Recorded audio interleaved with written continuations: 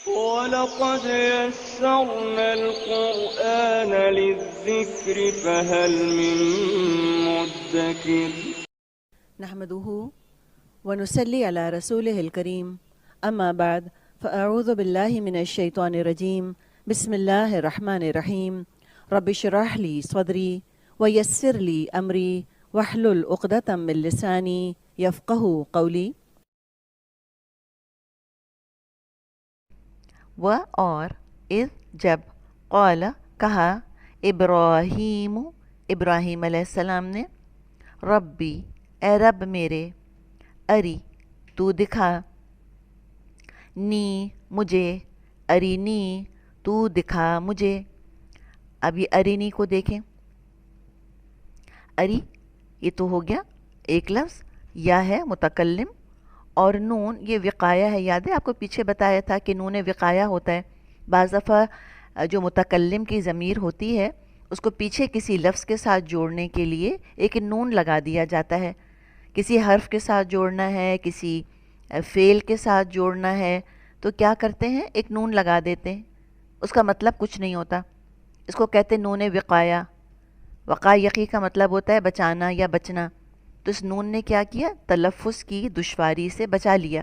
ورنہ دیکھیں نا اری یہ پڑھنا کتنا مشکل ہوتا. تو اری نی ہے، یہ نون وقایہ ہے، مطلب کچھ نہیں ہے اس کا، بس تلفظ کی آسانی ہے. تلفظ کی مشکل سے اس نے ہمیں بچا لیا. اری تو دکھا نی مجھے. تو مجھے کہاں سے آیا، یہ یا متکلم کی ضمیر کی وجہ سے. کیفا کیسے، تحیی تو زندہ کرتا ہے، الموتا مردے. قال اس نے فرمایا، اوا کیا بھلا، لم نہیں، اولم کیا بھلا نہیں، تؤمن تو ایمان رکھتا. قال اس نے کہا، بلا کیوں نہیں، و اور، لیکن لیکن، لی تاکہ، یطمئن مطمئن ہو جائے. یطمئن تو میم نون مادہ ہے. قلبی دل میرا، قلب پلس یہ. تو آپ نے دیکھا یہاں پر جب اسم کے ساتھ یا متکلم کی ضمیر جڑتی ہے تو نون وقایہ کا اضافہ نہیں ہوا. یہاں پر اسم کے ساتھ جڑی ہے، نون وقایہ کا اضافہ نہیں ہوا. قلبی دل میرا. نون وقایہ کا اضافہ کب ہوتا ہے، جب یا متکلم کی ضمیر فعل کے ساتھ جڑ رہی ہو یا حرف کے ساتھ جڑ رہی ہو. لیطمئن قلبی.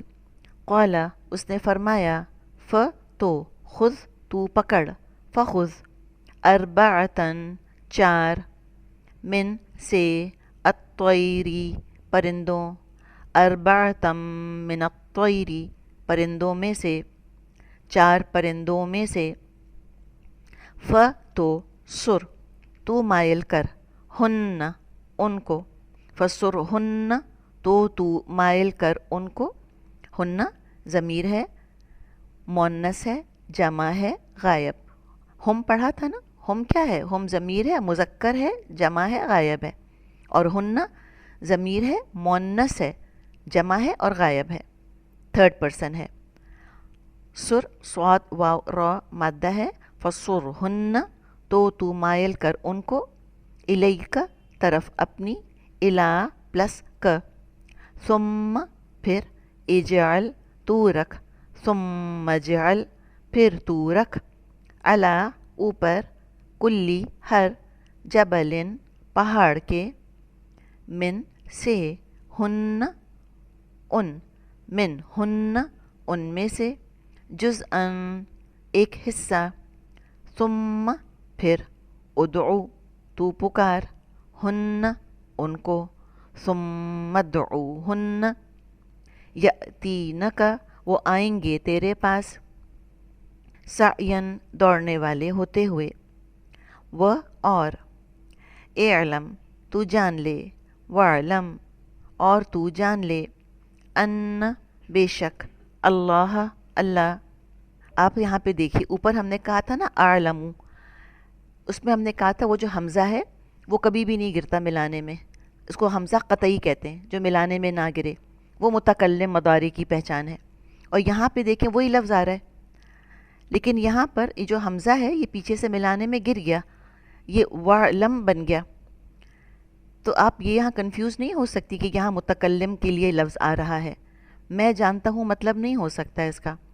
اعلم میں جانتا ہوں، وعلم تو جان لے. وعلم اور تو جان لے، ان بے شک، اللہ اللہ، عزیز زبردست ہے، حکیم حکمت والا ہے.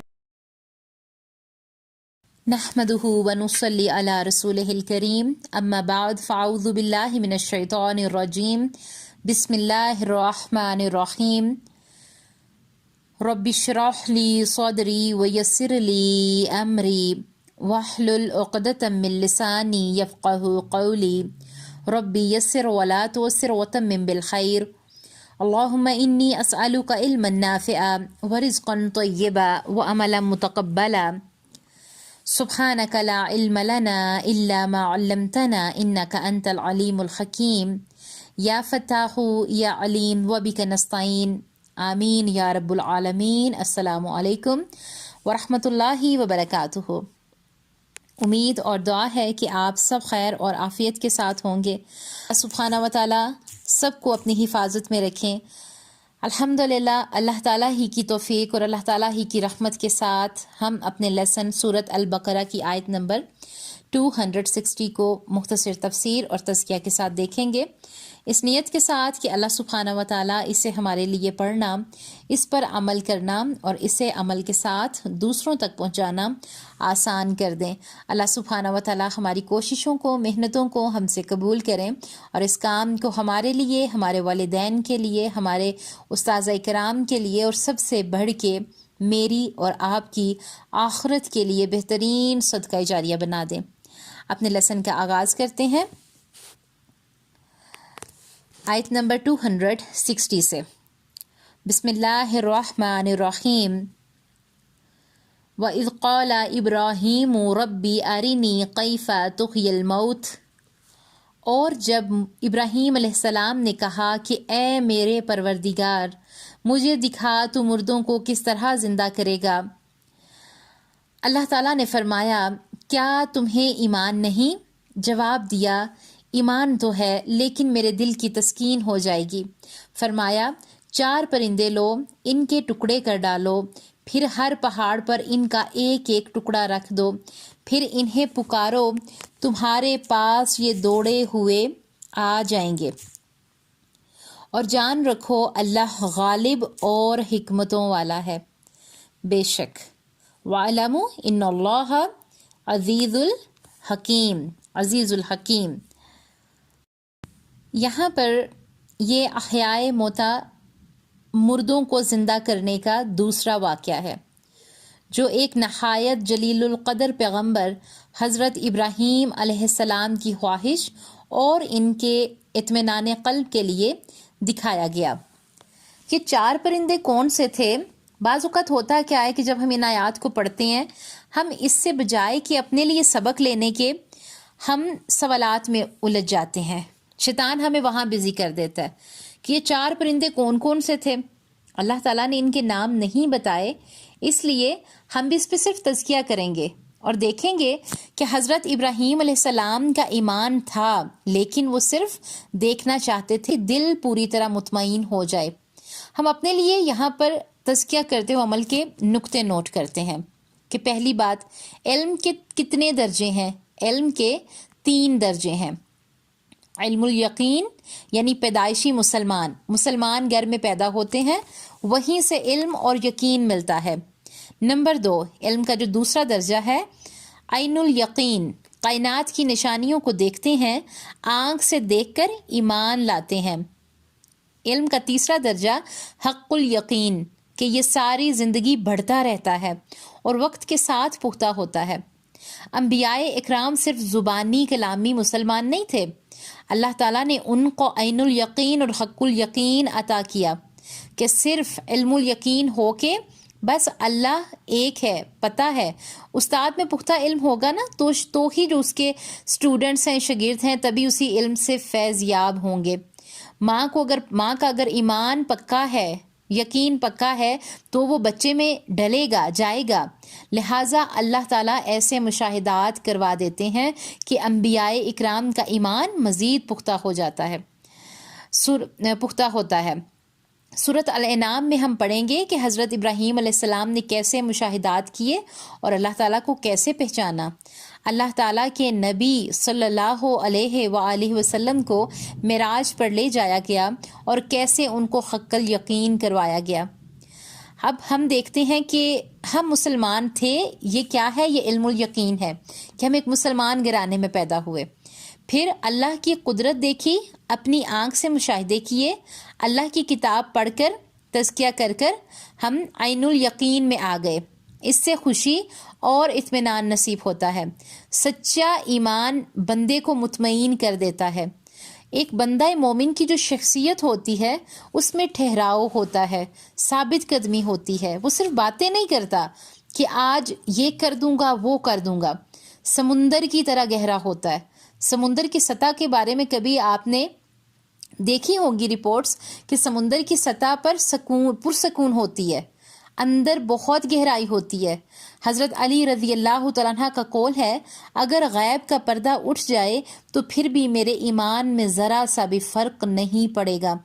ایک بندہ مومن کے ایمان میں فرق نہیں پڑنا چاہیے۔ یاد رکھیں، ایمان گھٹتا بڑھتا رہتا ہے، یہ متحرک چیز ہے، یہ زندہ ہے۔ حضرت ابراہیم علیہ السلام کو اللہ سبحانہ و تعالیٰ آگے لے جانا چاہتے تھے تو ان کو مطمئن کر دیا گیا۔ ایسا سوال اگر ہمارے بھی دل میں آ جائے تو اس پر کچھ گناہ نہیں، لیکن اس پر مزید تفصیل میں نہ جائیں، اس کی کھوج میں نہ لگ جائیں۔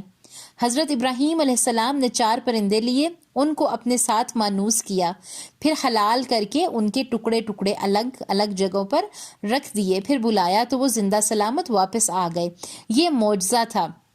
جو لوگ معجزات سے انکار کرتے ہیں وہ اس کی کچھ اور ہی تفسیر بتائیں گے، لیکن ہم اللہ سبحانہ و تعالیٰ کے معجزات پر ایمان رکھتے ہیں۔ احادیث سے بھی ان واقعات کی تفصیل ملتی ہے۔ ہمیں قرآن سے جو بات مل جائے اس پر ایمان لے آئیں۔ اللہ سبحانہ و تعالیٰ کے معجزات ہم اپنی زندگی میں دیکھ لیتے ہیں۔ اللہ تعالیٰ نے اسی طرح حضرت ابراہیم علیہ السلام کو حق الیقین عطا فرمایا۔ سبحان اللہ۔ آخر میں ہم دعا کریں گے کہ اللہ سبحانہ و تعالیٰ ہمیں بھی حق الیقین عطا فرمائے، ہر چیز ہمیں اپنی آنکھ سے نظر آ جائے۔ احسان کا بھی یہی درجہ ہے کہ ہم اللہ کی عبادت ایسے کریں کہ جیسے ہم اس کو دیکھ رہے ہیں، اور وہ تو ہمیں دیکھ ہی رہا ہے۔ ایک اور بات یہ کہ اگر دل میں کوئی گمان آ جائے تو اللہ سبحانہ و تعالیٰ سے مدد مانگیں، اللہ اس شک کو دور فرما دیں گے۔ کبھی کسی سے اس بات کا ذکر نہیں کریں جو کہ بحث کا موضوع بن جائے، اور یہ دعا کرتے رہیں آمنت باللہ۔ کوئی وہم آئے یا برے خواب یا خیال آئیں تو صرف نظر انداز کریں اور اللہ سبحانہ و تعالیٰ پر نظر رکھتے ہوئے اللہ تعالیٰ سے دعائیں مانگیں۔ اللہ تعالیٰ ہماری تمام تر دعاؤں کو ہم سب کے حق میں قبول فرمائے۔ ربنا تقبل منا انک انت السمیع العلیم وتب علینا انک انت التواب الرحیم۔ آمین یا رب العالمین۔ السلام علیکم ورحمۃ اللہ وبرکاتہ۔